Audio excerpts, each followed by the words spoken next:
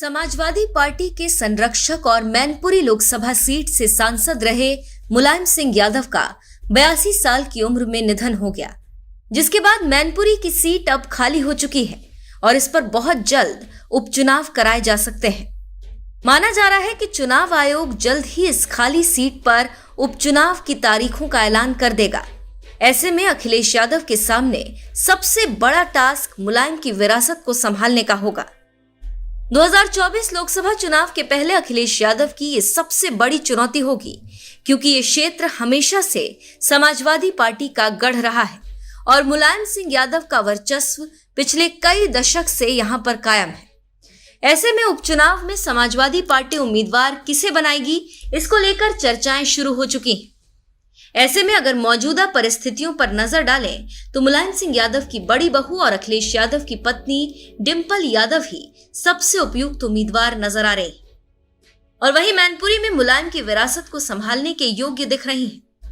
इसके अलावा अगर समाजवादी पार्टी डिंपल को मैदान में उतारती है तो इसका एक बड़ा फायदा भी मिल सकता है, क्योंकि मुलायम सिंह यादव की बहू होने के नाते जनता का इमोशन उनके साथ जुड़ेगा और यहां पर समाजवादी पार्टी अपना गढ़ बचाने में कामयाब हो सकती है। दूसरी तरफ बीजेपी 2024 के चुनाव से पहले उत्तर प्रदेश की इतनी बड़ी सीट पर पूरे दमखम के साथ उतरने के लिए प्लानिंग करेगी, क्योंकि उसे पता है कि अगर मैनपुरी जैसी जगह पर उपचुनाव में भी बीजेपी जीत जाए तो 2024 के आम चुनाव में इसका प्रभाव बहुत ज्यादा पड़ेगा। साथ ही यादव वोट बैंक में सेंधमारी करने में भी बीजेपी कामयाब हो जाएगी और आजमगढ़ के बाद दूसरी सीट पर भी बीजेपी अपना वर्चस्व लहराने की फिराक में होगी।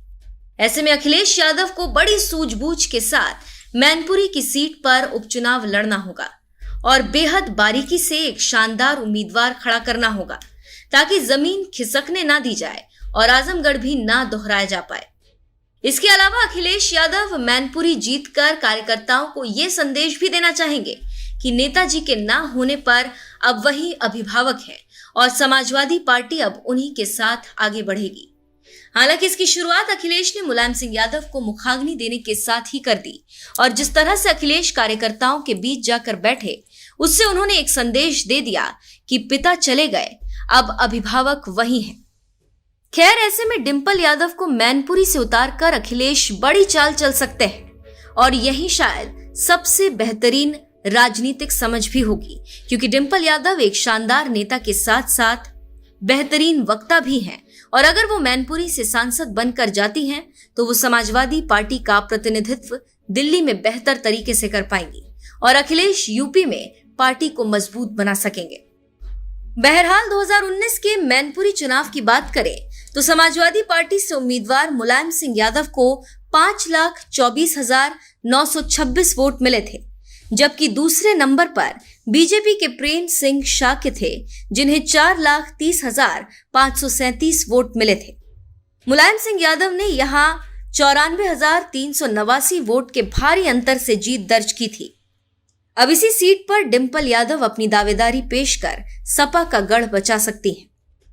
गौरतलब है कि मैनपुरी सीट पर यादव वोट बैंक बहुत ज्यादा है और यही कारण है कि सपा यहां से परचम लहराती रही है।